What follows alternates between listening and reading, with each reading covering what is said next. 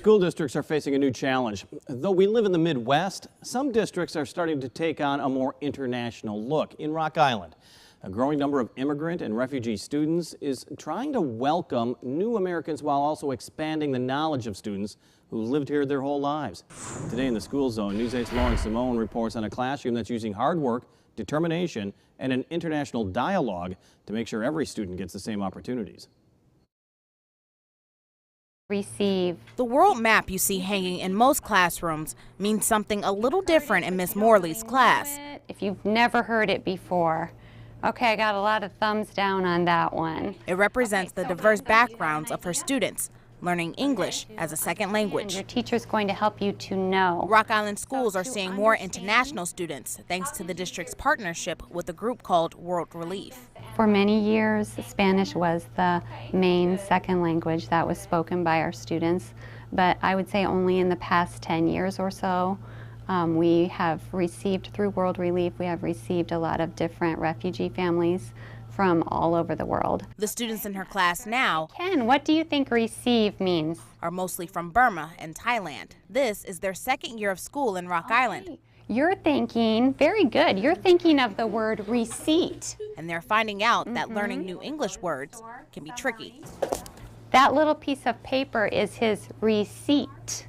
Receipt. The word we have is the word receive.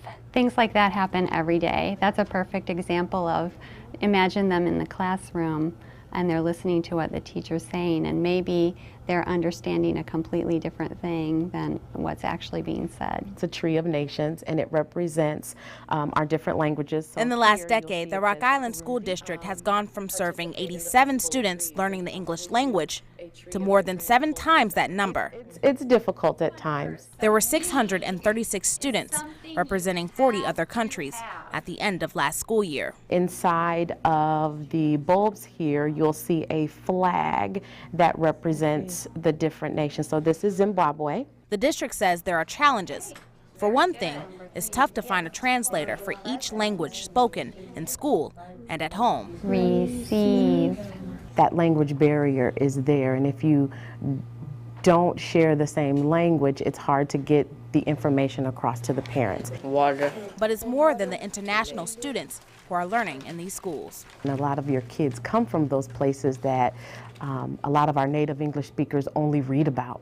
So you have firsthand resources right there in those classrooms. Bringing the community together through language, no matter where you are on the map. In Rock Island, Lauren Simone, WQAD News 8.